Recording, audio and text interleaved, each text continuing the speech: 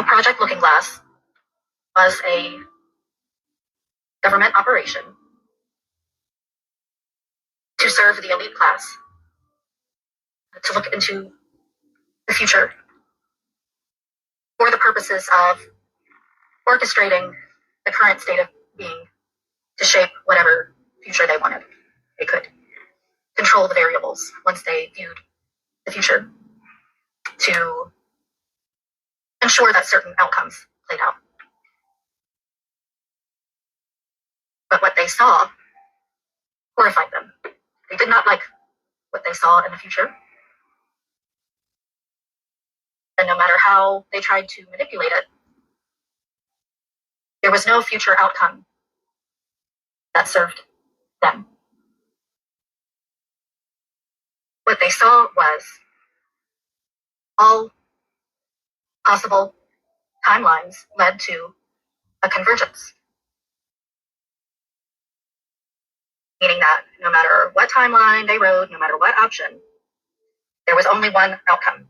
And that outcome is light wins, and the ruling elite class is exposed and destroyed. That's what they saw that terrified them. And they tried and tried to punch as many holes through time and space as they could. That is what is going on with CERN. Trying to orchestrate or work out some other outcome. But there is no other outcome. There is no other outcome. That's the problem.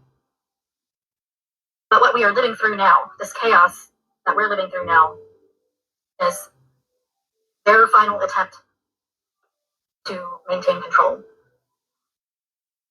These are their death throes, as it is all falling apart, and there is nothing they can do about it. They already knew, they already saw this was coming. So it's sort of a no holds barred fight now. They have nothing to lose.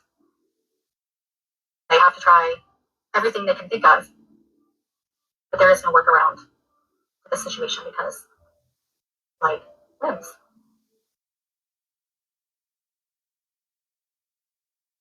So I mentioned that to bring your awareness to, we are in the middle of a psyop right now. This is a psychological operative that we're living through right now.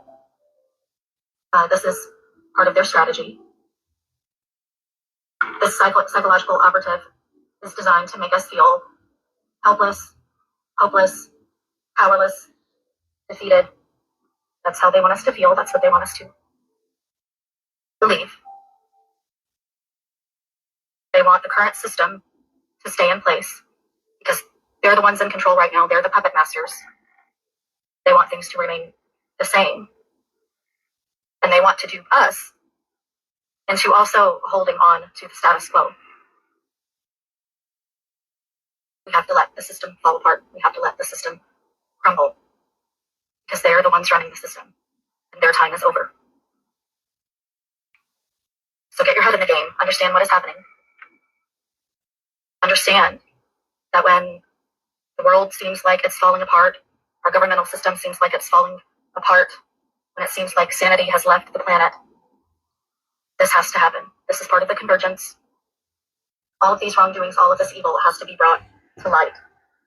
And all these systems that have supported and housed and shielded these evil people, those systems have to come down. They have to come down. Don't fight for them to stay in place because you are fighting for the elite to stay in power. You have to let the collapse happen. So, as we move through this chaos and uncertainty and uncomfortableness, remember, this is part of the convergence. This is what is supposed to be happening.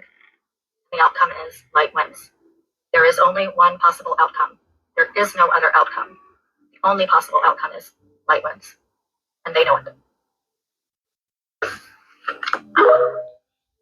All right, Shalom. First, I want to give all praises to Yahweh, Bahashem, Yahushua, Bahashem, Rakakadash. Double honors to the apostles and elders of Great Millstone. Salutations to all the brothers and the few sisters out there. On to the Israelite foreigners.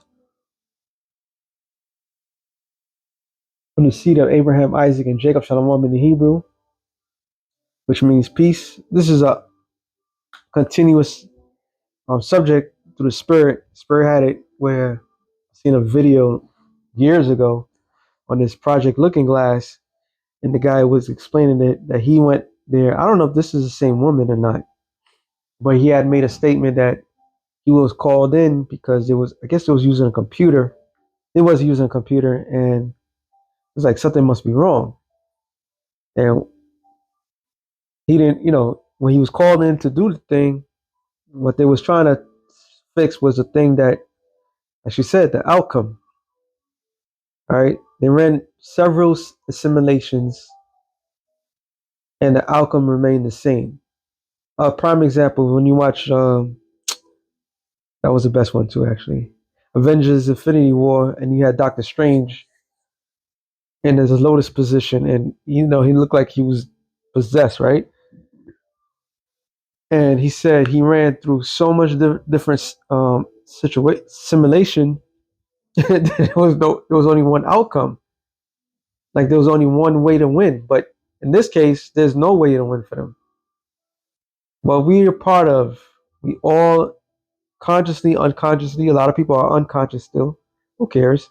Because it was meant to be unconscious, and it was meant to uphold that system that she said. Because when you really think about it, if you're not for the kingdom of heaven,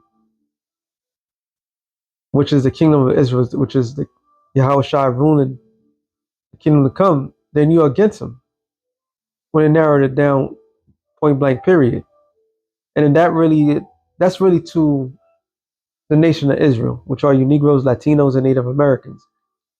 All right. As for everybody else, it doesn't matter what they want to believe or what's the inspiration or anything like that. The world will be better when the Lord rules. So if you're against the rulership of Yahweh Bashem Yahweh Shai, which the rulership of Yahweh Bashem Yahweh Shai is the kingdom of Israel, is the kingdom for his people. That's going to be the ruling class. If you're against that, then you're for this world. Is There's no gray areas between the Lord and what's the mission. All right.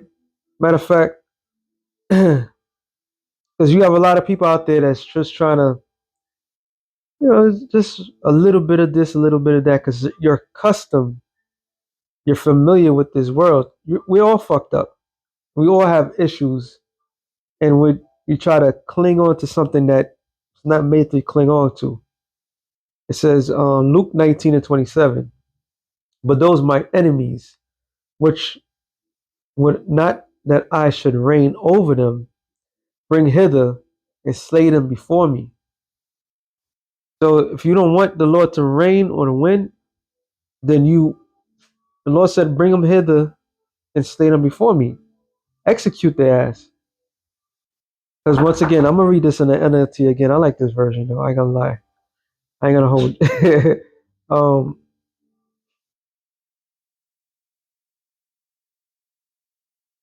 St. John 10 and come on, why does it do that to me sometimes? St. John 10 and 10 NLT. It says the thief's purpose is to steal and to kill and destroy, which a thief is Esau Edom. When he comes to take, he does not bring life, he brings death. All right. Everything that we're accustomed to is a culture of death. And I always, through being in this earth for X amount of years, from different eras, or growing up where you hear it all from other people about their era, you'll realize something that's going on. Everybody emulates the ones that win, the winners, right? Now, who's winning? The people that's scamming, that's cheating, that's doing harm to others. All right, they're making it. The Roaring Twenties was a part of that Roaring Twenties. Okay, before, after, there was a period of time where the United States famous gangsters were reigning supreme, and you had a generation that was just wanted to be gangsters, and that traction emulated the whole a whole generation of people, and their whole thing was to take it by force. Prior to that, when you have everybody that comes here, or not even come here, well, the fake ass American dream, and what was the winning culture, the the thief culture. Go out there and just take it. So everybody emulates what the ruling class does, and everybody believes in the force of the sword. But the force of the sword is not to uplift; is to destroy. All right, it's to take by force and to kill whoever is in your way. And this government reminded us couple weeks ago. No, that's actually probably a month ago. That same strength, and they went out there boldly said the strength. I keep saying it, the law of strength. So when you have that attitude, that mindset, what do you think you got? Let me read again. The thief's purpose is to steal and to kill and destroy. Right? Verse keep going. It says, My purpose, this is the Lord speaking, is to give them a rich and satisfying life. So the Yahweh Shai is coming to give life. To give life unto whom? To his servants, to his people. All right. Esau on the flip side is not there to give life. He's there to take life. That's why this system has to go. All right. Yeah, we grew up a certain way, and then that's all we know. But fuck that. Let go. Let this shit go. Because if you don't let it go, it's gonna let you go regardless. You don't fit the criteria. There it is. People fighting tooth and nail as if the next the same people that's ruling, like they have you in mind to keep you in a position of to keep them around them.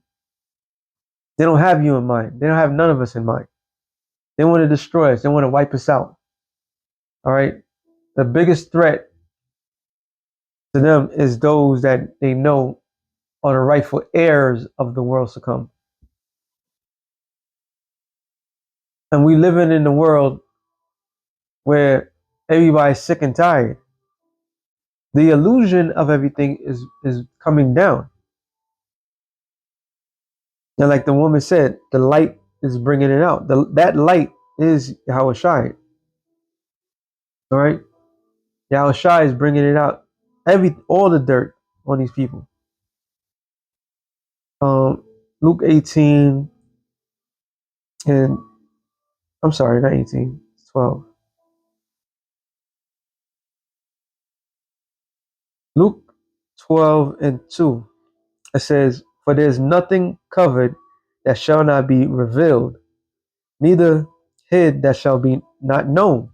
So now everybody's realizing your favorite Hollywood actor. I gotta bring that up. One of the greatest actors of our time, Leonardo DiCaprio. He has a fond taste of people. The cat's out the bag, and yeah, guess what? He's an Israelite. But what did he get this strange taste for people from? He got it from Esau.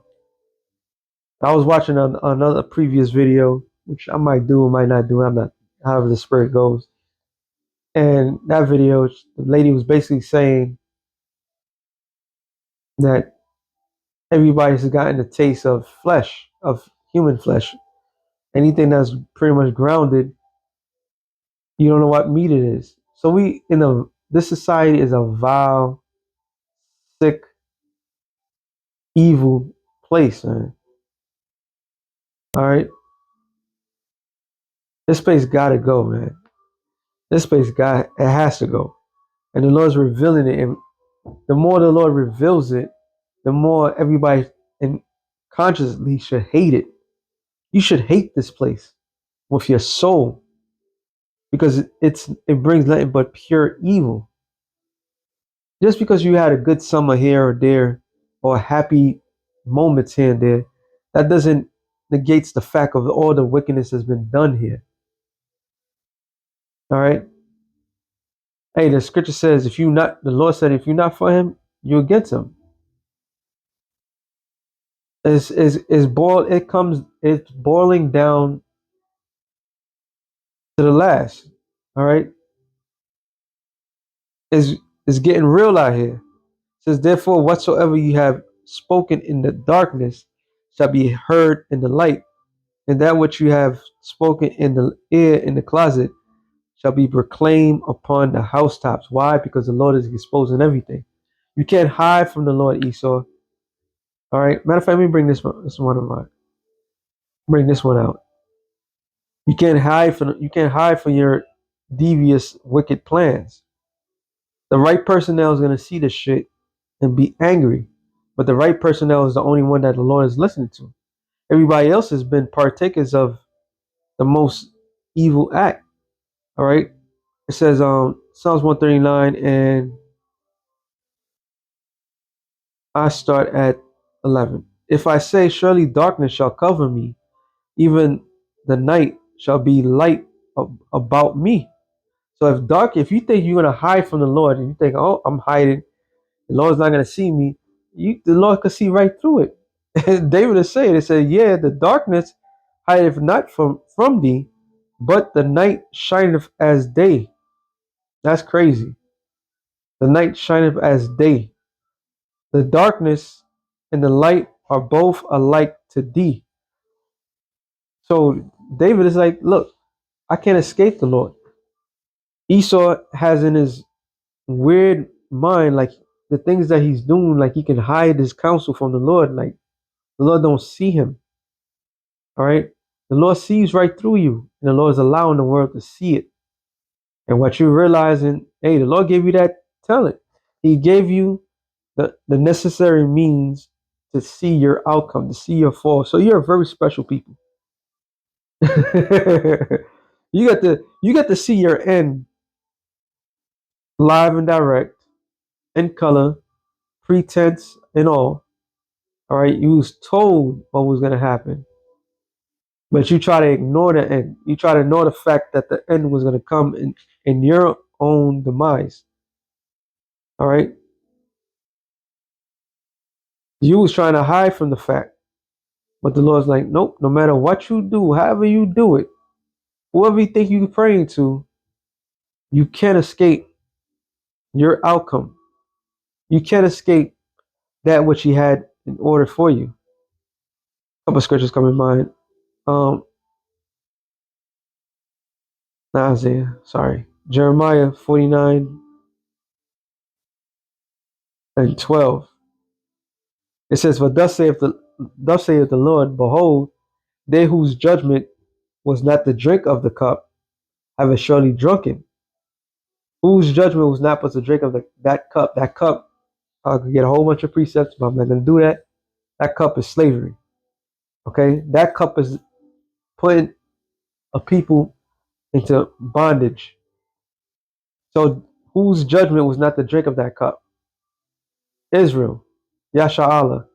Now you have these people that's pretending to be Israel, but they're not because they've never been in bondage, and they don't fit no they fit no prophecy at all. Okay, but so-called blacks, Latinos, and Native Americans fit that description, fit it perfectly to a T, which was a sign, all right, of whom the Lord's people was and are. It says, For for thus saith the Lord, behold, they whose judgment was not the drink of the cup have it surely drunken. So hardcore bondage, slavery, okay, cattle slavery they call it, the harassment, destruction, all right, the genocide, the constant genocide, all of that, all that good, the destroying of the home, destroying of the family, all that good stuff. That's part of Deuteronomy 15 on down. All right. It says, "And art thou he that shall go? Sorry, that shall altogether go unpunished." Oh yeah, that's a spirit because it got me thinking. Like, what about if there's some good ones of some? It says altogether, altogether. That means everybody that are Edomites are going to captivity. Hey, every last Israelite, innocent, loved by the Lord, highly loved by the Lord. This Lord said that what? Zion is a palm in his hands, right? You look at your palm of your hands consistently. You don't hate your palm of your hand. Hey, the title Zion, which means what? A monument, something to be held. So something that you love, you punish with all your might and your strength. You was an enemy to them, and then the people that did it, they're not gonna get on. They're gonna get away scot free. They're gonna get a ticket, a free ticket. Skip everything else. They're just gonna go into the kingdom and live it up, and everybody's gonna be singing kumbaya and all that other shit. While meanwhile, the people that's the ruling class that actually knows the truth, their intention is not to be kumbaya. They want to rule with an iron fist. They want to get majority of the people taken out. Period. So they're not supposed to get punished for that shit? For no thoughts, for those actions that they did? It's not a thought, it's an action that they're doing.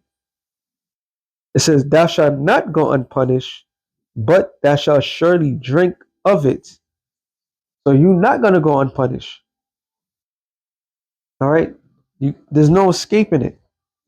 You're not going to go unpunished. You're not going to be able to escape it. You're not going to be able to talk your way out of this situation.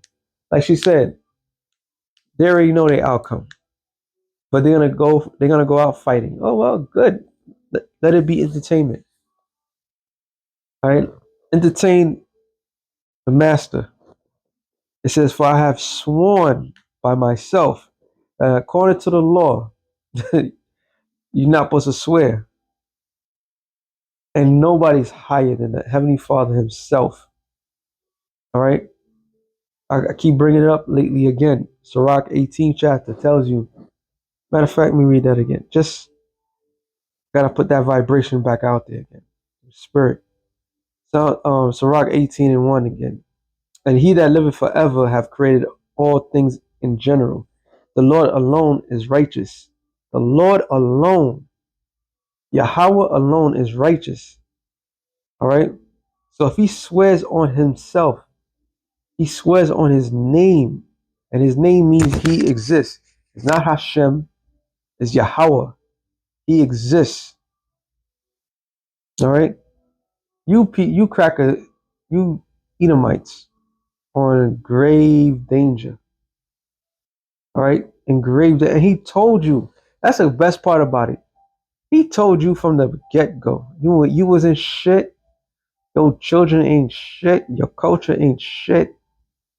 Hey, your skin color ain't shit. All of that. All right, the predominant ones. Because it's not about color, but the predominant ones. Yeah, y'all ain't shit. And there's nothing you can say against your creator. All right, he created you to be a piece of shit, and y'all fulfilling your lot. Y'all in order. All right.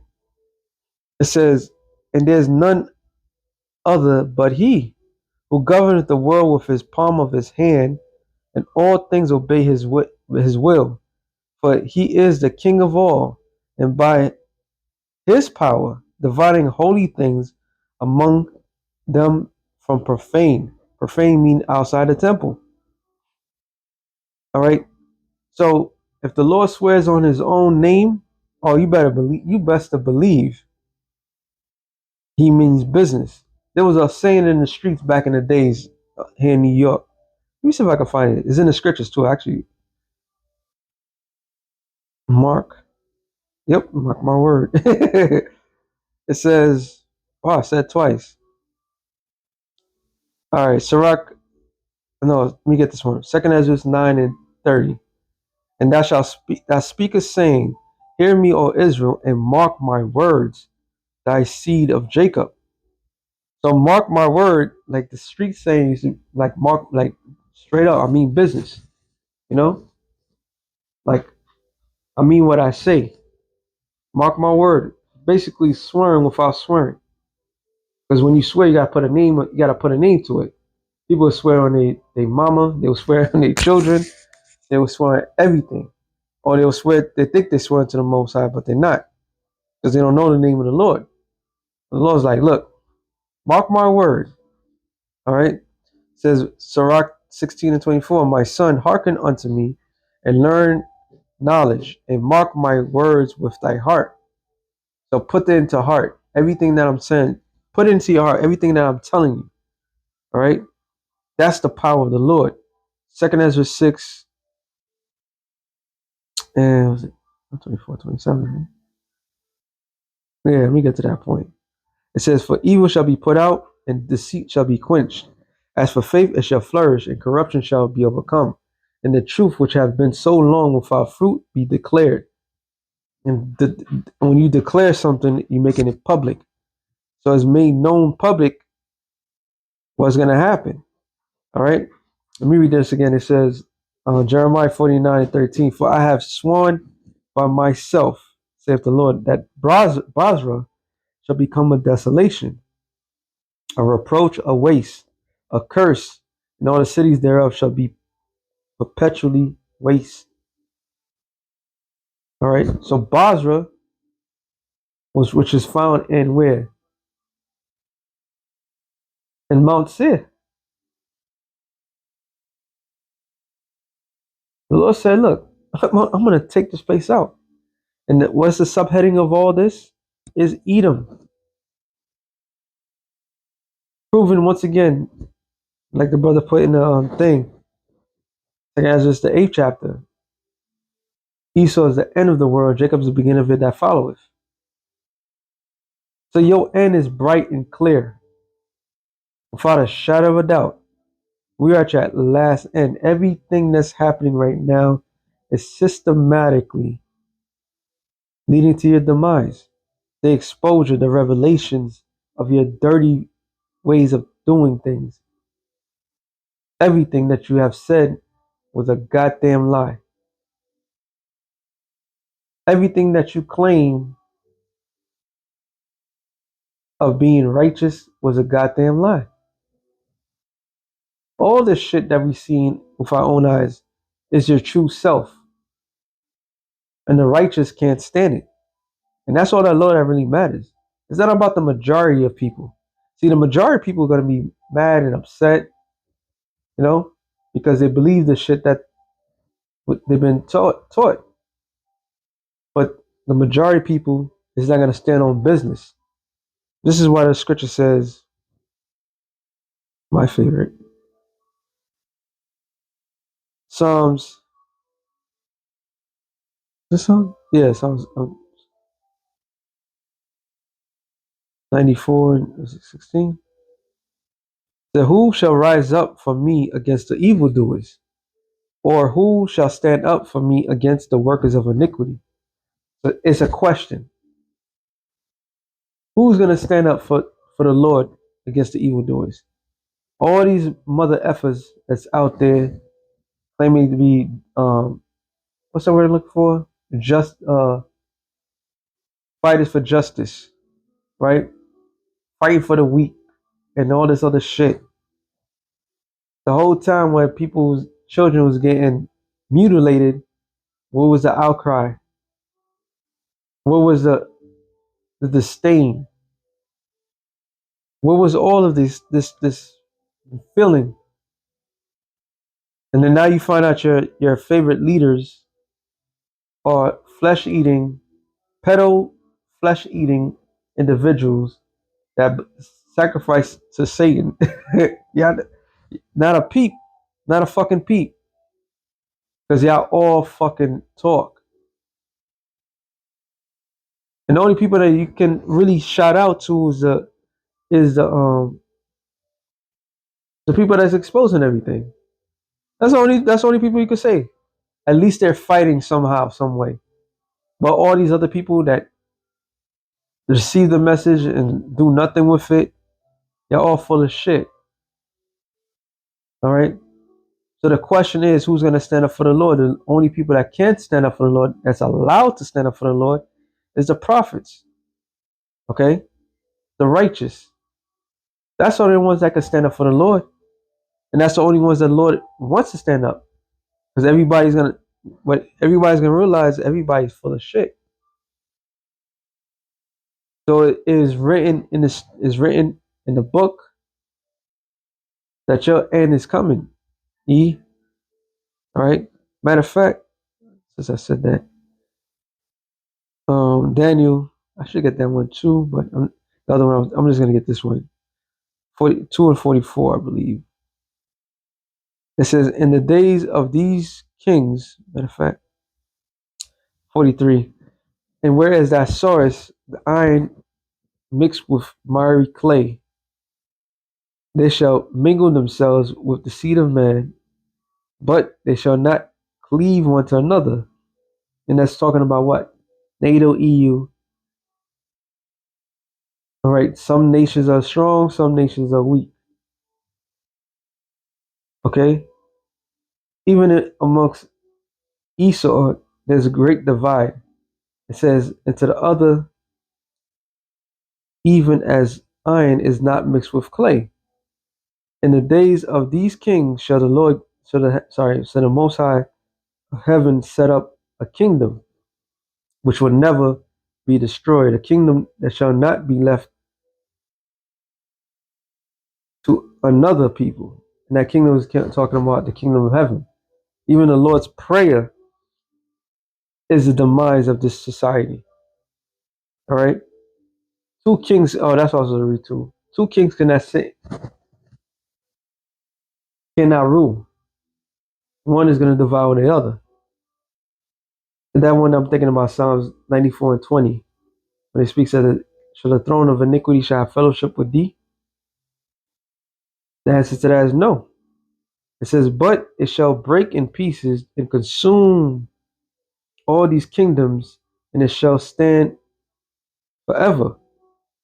So the consumption of all these kingdoms, because when you go and read about this, it's talking about the statue that Nebuchadnezzar saw in his dream.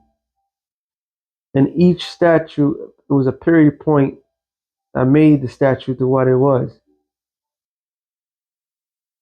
And what that statue represented was all the major kingdoms at the time, from the gold, silver, bronze to brass, okay, and to the feet, which we are in the time of the feet, and all had one thing in common: they all had a residue of the previous kingdom. Nothing was destroyed. When the Lord comes, ain't nothing of this shit gonna be left. No more Christmas, all right. No more Valentine's Day, Easter, all right. No more 4th of July celebration. No more Memorial Day, May Day, all right, Thanksgiving, all that shit that came from different societies, different empires. That shit is gonna die out with this shit.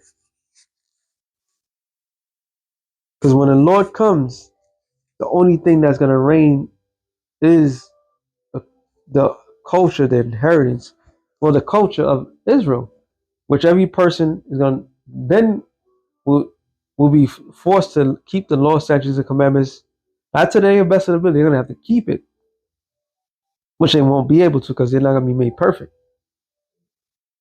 But that's gonna be the law of the world, how it was intended to be. All right, not this lawless society that is being pushed to everybody. People fight tooth and nail to remain in servitude unto Satan. That's all everybody's doing. I was watching the film 28 years later, the second, I guess like a part two of it, and a world of chaos, and you have people that believe in Satan. And I was sitting there looking at the movie like these people are, they bugged the fuck out. Well, when all this shit is destroyed, the main destruction is gonna be here in America. All right, you at least gonna have no power, no say, no nothing.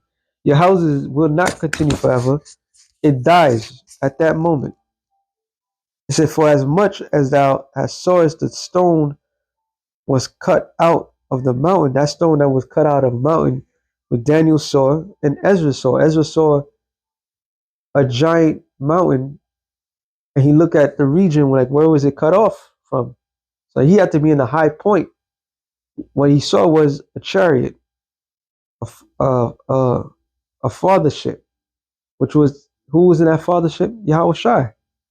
So that stone that was that was cut out of the mountain for our hands, Yahweh Shai is coming to destroy this place, and that it break in pieces the iron, the brass, the clay, the silver, the gold. The great God have made known to the king. So the Lord made it known to Nebuchadnezzar, like, look, this is what he's about to do. Unbeknownst to him, he didn't quite grasp and understand that the Lord was threatening. He said, like, I'm about to destroy all this shit. There's not going to be a Babylonian anything in the kingdom of heaven. There's not going to be a museum where you could go back and say, oh, look at the Egyptian sarcophagus. Look at the Sphinx of Babylon. The what he said, what's the hanging garden, right? There ain't gonna be none of that shit. Not a fucking pyramid. Not a Roman Colosseum remaining. Um, not even streets of the name of people that's not Israelites. All right, all that gone. That's what they fear. That's what they see. All that hard work for nothing. In 1 hour, the Lord's gonna get rid of all this shit. In 1 hour, they're gonna lose all power, all influence. It's gonna be the greatest day in the history of man when the Lord get rid of you, damn devils. Take everything from you. All right, everything in 1 hour, gone. 1 hour. Let me get this real quick. Jeremiah 18. I was trying to get to the point. 18, about like 19. No, 17. No, 16. His root shall be dried up beneath him, it said beneath and above his branch be cut off. His remembrance shall perish forever from the earth, and he shall have no name in the street.